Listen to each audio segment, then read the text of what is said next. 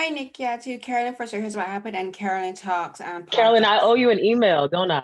You Or three. do. I owe everybody an email at this point. It's Forgive okay. me. Can you talk about the importance of making Aisha, who's played so beautifully by Anna Diop, not only an immigrant, but she's a West African immigrant from Mhm. Senegal, and the importance of selecting Senegal as her origin of home? Because for many women who become nannies, many of them are professionals in their home countries, Yeah, and they take on what some people consider menial jobs, but they're not. So talk about that immigrant experience, making that the I guess you could say the linchpin for her entire story arc, right. and why Senegal in particular.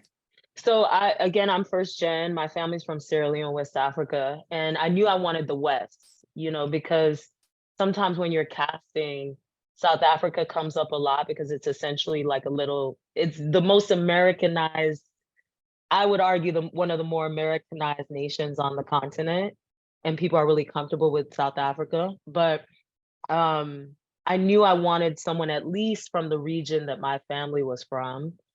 And also, like, I know the comparison to Usman Sembène comes up a lot, which I love because he is an influence in my work.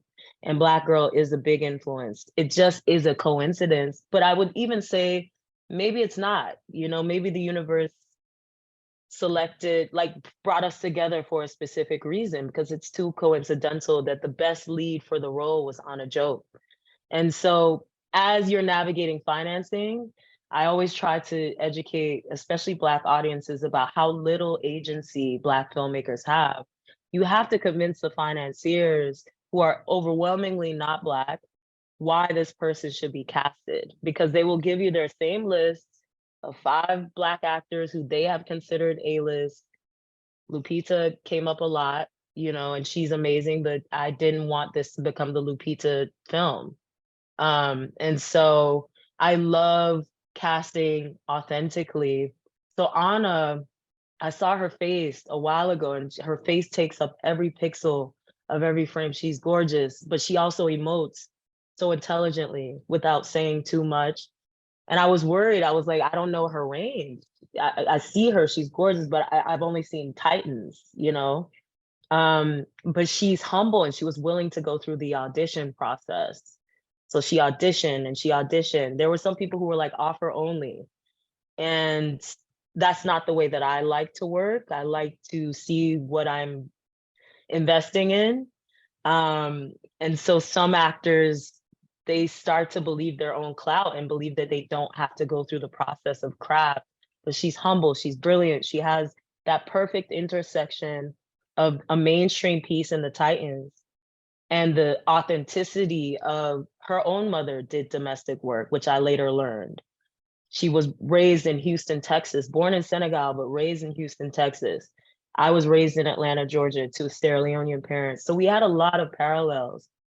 And then she killed her auditions. And then she was willing to do chemistry casting with the Maliks. I had like 3 Maliks that I narrowed down. I had like 3 roses. She did every part of the process. She was down.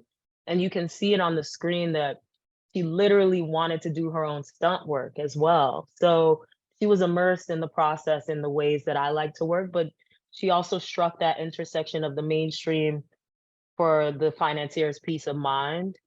Because listen, left to me, everything I cast will be street casting. I'll go on the street, plug people, have them audition, because I think we are people of inherent, um, we're inherently camera ready, a lot of us. So I'm always down to like just really have an organic, authentic process. But those were the variables that informed me casting Anna.